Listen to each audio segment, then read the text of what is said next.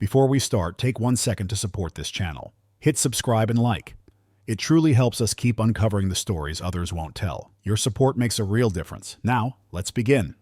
And they knew it at some level. Rob Reiner knew it, and so did Nick, and probably Michelle and Romy and Jake. Jake Reiner truly believed this Christmas would finally be different. For the first time in years, he allowed himself to imagine it clearly. The house in Brentwood glowing softly against the winter night. The dining table set just right.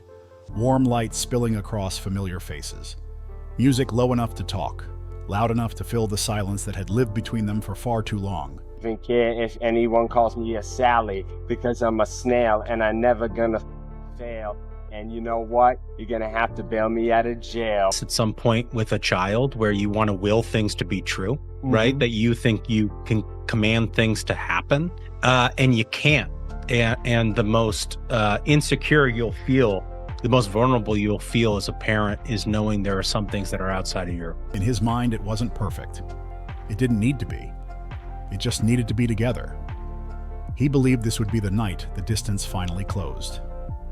The night his parents would all sit in the same room again, not as fragments of a family, but as one. Then December 14th arrived, and with it, a phone call that erased every plan, every hope, every version of the future Jake had been holding on to.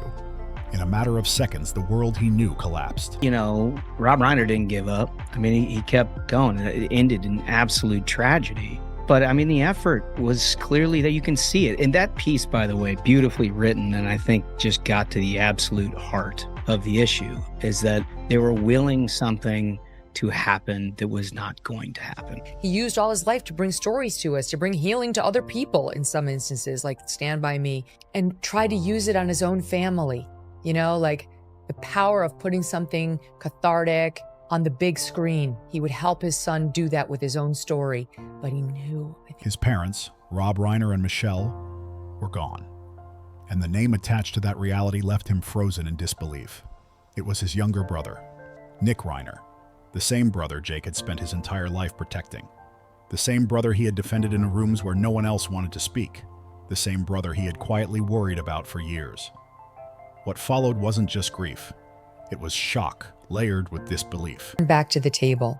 It was very hard. The number one job of any parent is to keep their child safe, and I hadn't done that. He was almost tearing up. And now here, I have done that. I kept him safe. He came out alive. And the writer adds, here in 2025, the words kept ricocheting through my brain. Yes, Nick had come out alive. It was Rob that hadn't. Will he be able to use Rob Reiner's fortune to defend himself with this very fancy lawyer against charges that he killed his own dad? Did Rob and Michelle? And beneath it, something far more complicated. Anger that had nowhere to go. Not long after, Jake appeared on KCBS. And in that moment, he said something that drained the air from the room. He admitted that he had warned his parents, that he had told them he was afraid that one day something would happen that could never be undone. Those weren't words spoken in hindsight. They were fears carried for years. This wasn't emotion spilling out. It was restraint finally breaking. Decades of tension, silence, an unspoken concern cracked open in front of cameras that suddenly felt far too close. Jake wasn't rewriting history. He was exposing a reality that had existed long before tragedy forced it into the light. He spoke about patterns, about excuses, about how loyalty slowly became protection and protection quietly turned into permission. None of it happened overnight. It built layer by layer, moment by moment. Time with your kids, you know? I mean, this is a perfect example. Before it's too late. Yeah, and do it early. Yeah.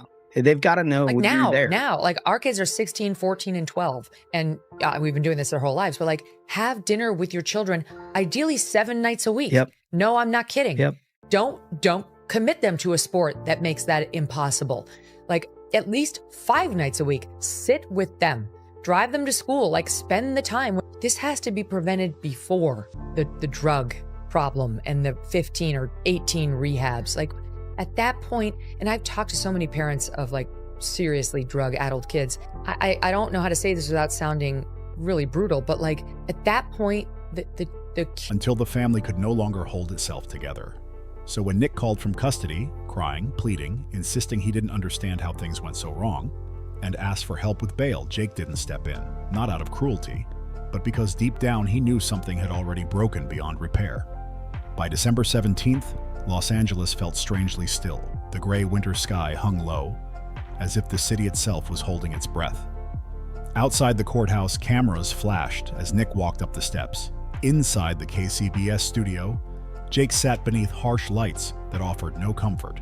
The lights carved shadows into his face, making him look thinner, more worn than the public remembered. His dark suit hung loosely on his tall frame, as if his body had learned how to carry grief before his mind had caught up.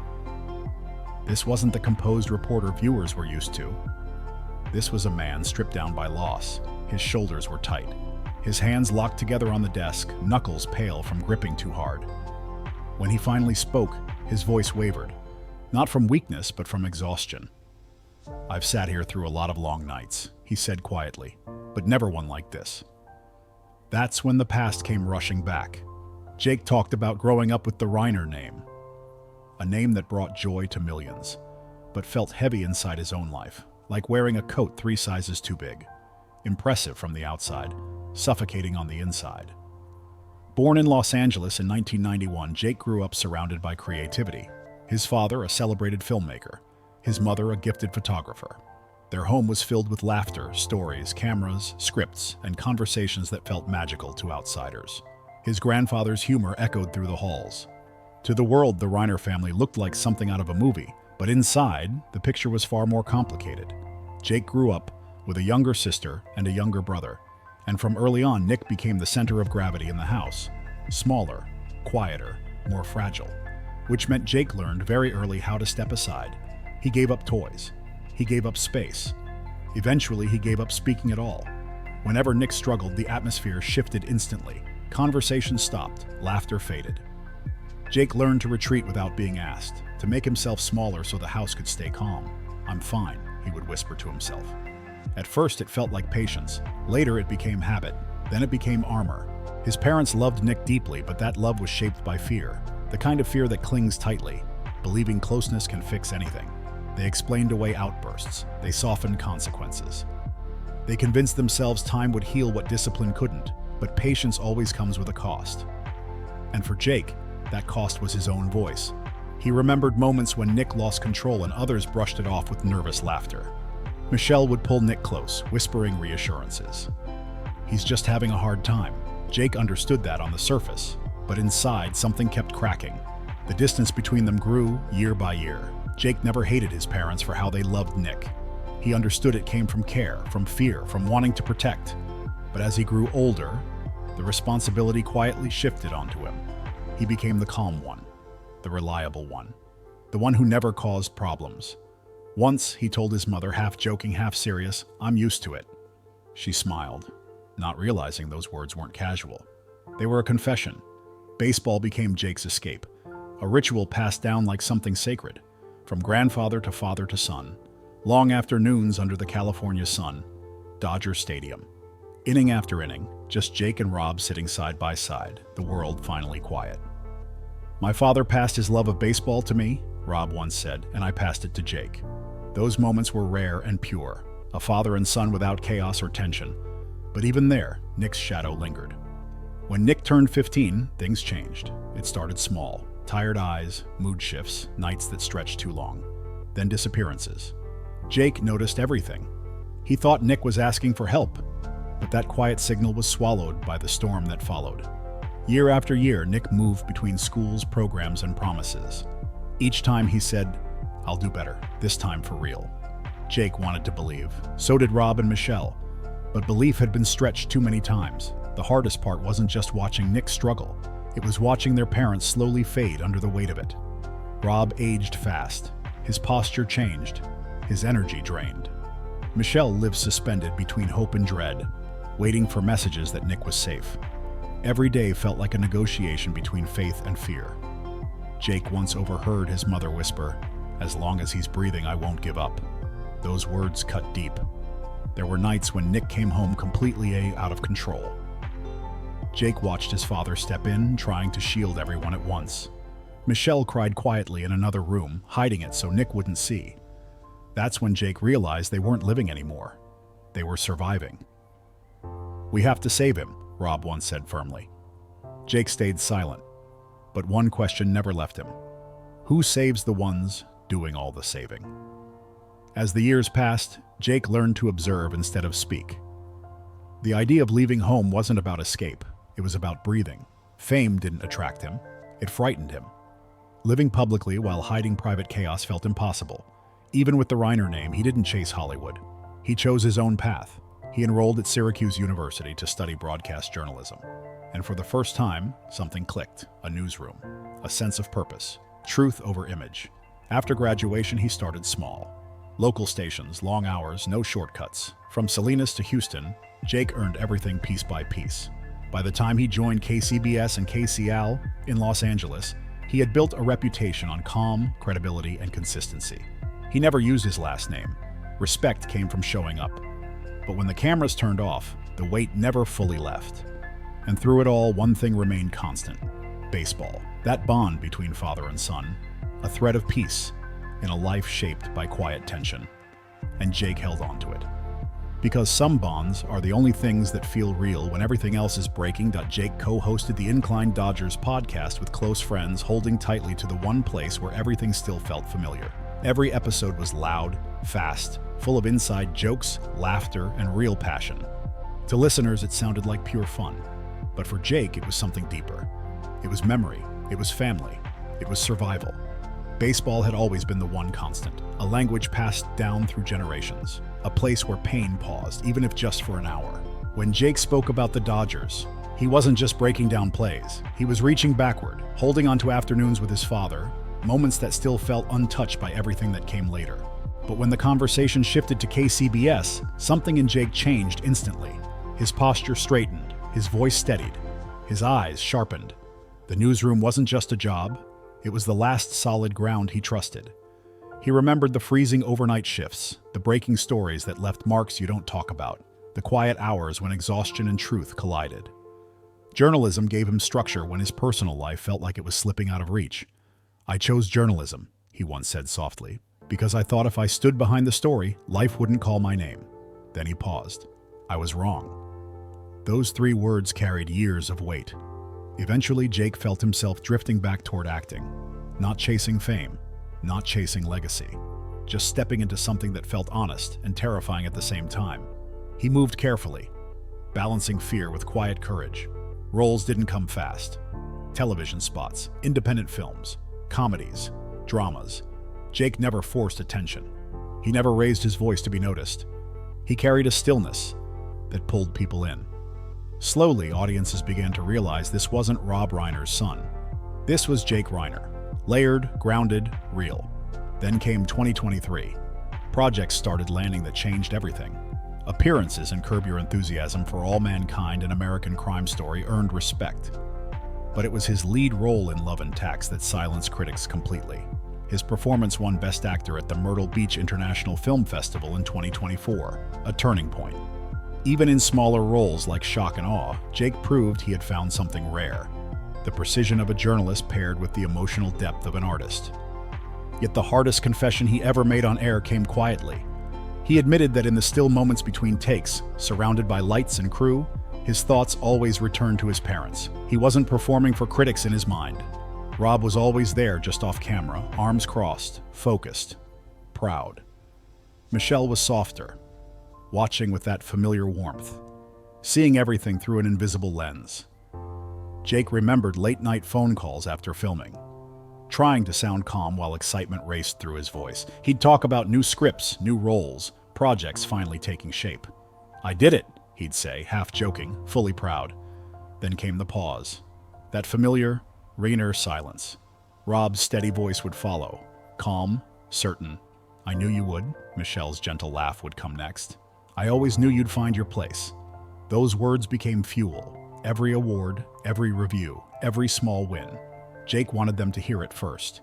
He sent photos from sets, articles, behind-the-scenes clips. Pieces of a journey he wished they could watch unfold in real time. Michelle replied with long messages full of pride. Rob's responses were brief, direct, no extra words. "You're on the right path." Jake read that message more times than he'd ever admit. As the holidays approached, one thought filled his chest. This Christmas would be different. After years of distance and half-hearted calls, he was finally going home. He pictured it clearly, the living room glowing softly, his work laid out like late Christmas gifts, Rob nodding slowly, Michelle squeezing his hand and whispering, "Our son." That hope alone carried him through long days on set. He planned everything, flights, gifts, even the exact words he'd say walking through the door. "I'm home." He wasn't returning as the uncertain kid anymore. He was coming back as a man who had built his own path through discipline, work, and persistence. Then everything shattered. On December 14th, while Jake was on set in New York wrapping his latest film, the call came through. Fast, cold, final. He barely had time to breathe before his world collapsed. His parents were gone. The Brentwood home, where every childhood memory lived, was now silent. The details didn't register. Nothing felt real. Then came the second blow, heavier than the first. The name of the person accused, Nick. Jake froze. His body went numb. His mind went blank. The ground vanished beneath him. The Christmas table he'd imagined turned into empty chairs that would never be filled again. The next morning, Jake flew straight back to Los Angeles. When he saw his sister, Romy, they didn't speak. They just held each other and broke down. No explanations, no answers, only pain. Standing in the city that once felt like home, Jake felt completely alone. The lights meant nothing now. Familiar streets felt hollow. Grief twisted into something sharper, anger that refused to fade. When Jake spoke publicly, he tore through the illusion of a perfect family. "I warned them," he said, his voice breaking. He admitted he had warned his parents months earlier when Nick wanted to move back into the house. That warning didn't come from frustration, it came from fear, the kind that keeps you awake at night. He had begged them. "Please don't let him move back in. He's not well. Please be careful." It wasn't blame, it was exhaustion. Years of trying to protect everyone, running out of ways to do it. But Rob and Michelle chose what they always chose. Love over fear, hope over caution. "Nick is your brother," Rob had said calmly. "We're family," Michelle reassured. Jake wanted to believe them, but the dread never left. When Jake broke down on live television, the pain was raw. "I never thought he could do something like this." Then came the words that changed everything. "He took them from me." The anger was immediate. Then guilt followed. Jake replayed every call, every message, every moment he wished he had acted differently. "If I had come home sooner," he whispered, "would anything have changed?" Now, when he thought of Nick, the feelings collided. Anger, sorrow, disbelief. The words barely made it out before his body gave in. Jake's shoulders collapsed inward, his hands trembling as tears fell freely, no longer held back.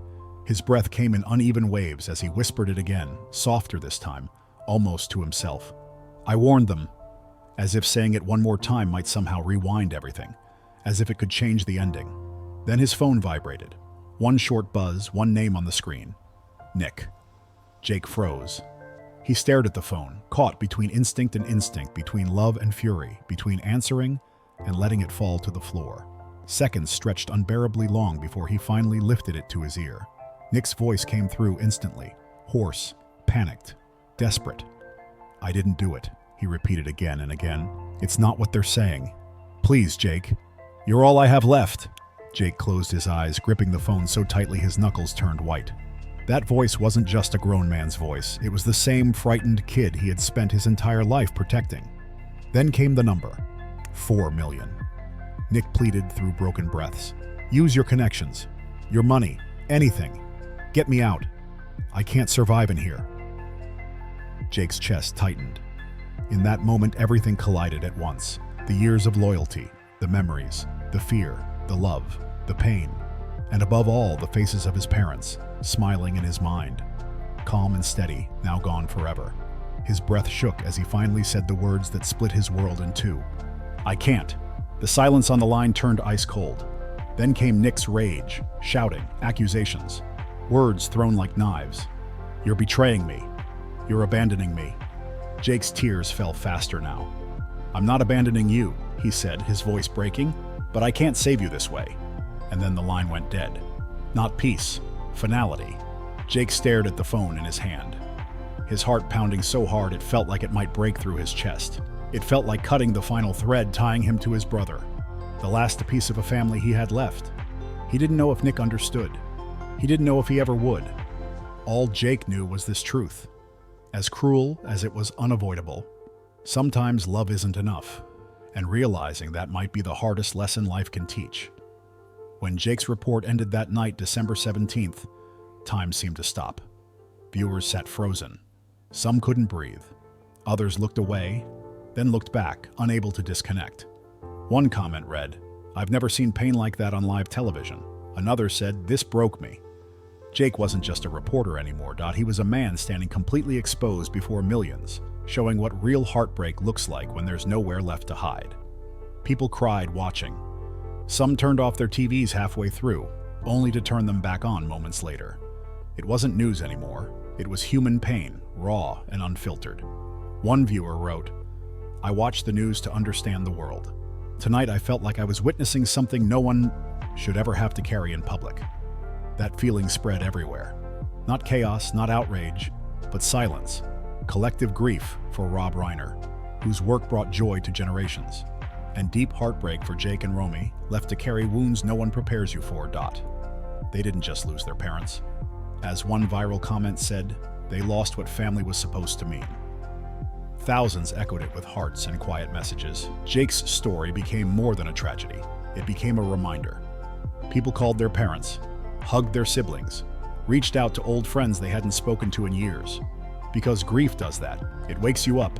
It reminds you that the deepest pain doesn't come from strangers. It comes from the people you love most. In the days that followed, Jake barely slept.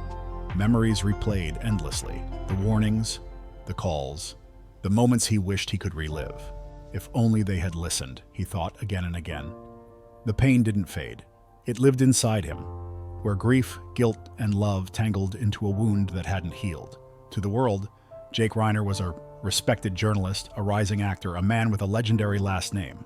But stripped of all that, what remained was something far more real. A man who tried to protect his family and couldn't, and that truth haunted him most. Not just the loss, but knowing he saw it coming and still couldn't stop it.